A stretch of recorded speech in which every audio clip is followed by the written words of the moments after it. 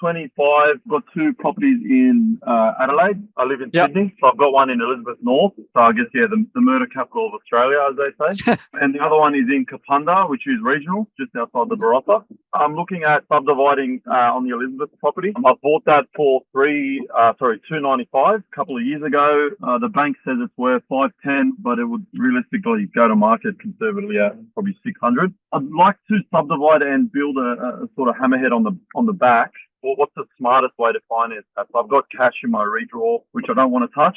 I've got a bit of equity between both properties. Generally, the best way to do it is to use a construction facility. So what you would do, go through and you would get your plans approved for the hammerhead and, whatever you're going to build on that block. I'm not sure what the approval process looks like in that council, but sometimes they'll want to get the subdivision approved first, and you'll do the dwelling approval on it. Sometimes you can do them both together. I'm not sure. You'll have to speak to a town planner about that. But essentially, once it's approved, you then go and get a fixed price building contract from a builder. You then take that approved plans and the fixed price building contract back to your bank or your broker. They will then give you a thing called an as-if complete valuation, which means they value the property as if it's already been finished, and then they will lend you generally 70 to 80% of that as-if complete valuation. And then if there is a gap between the as-if complete valuation, what they will lend you and what you need to complete it, you would then top that up either with equity, that you can do an equity release from one of the properties, or cash. If I was to do a granny flat instead of a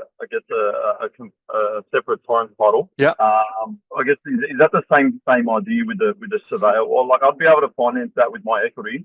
If I could, would you still suggest a construction loan over an equity release? Or the issue with an equity release versus a construction loan for a granny flat build is with an equity release, they will calculate your serviceability based on your current situation. So they won't use any future rental income or projected rental income that the granny flat will project. They will just go, how much are you currently earning, what's your current debt level, and how much equity will we give you based on what you want to do with it. If you use a construction loan and you take the approved plans to the bank to get the construction facility approved, your serviceability will be stronger because they will use then the future rental income from that property. So because on that as well, the returns I think they're quite high against what it will cost to build and subdivide. I don't think I'll have any issues with serviceability. Serviceability is calculated based on your current income and debt, right? So if you were just doing an equity release, you would need to make sure you have enough serviceability just to release that equity and not need extra income, where a construction facility allows you to get the extra $400 or $500 or $600 a week of income to add towards your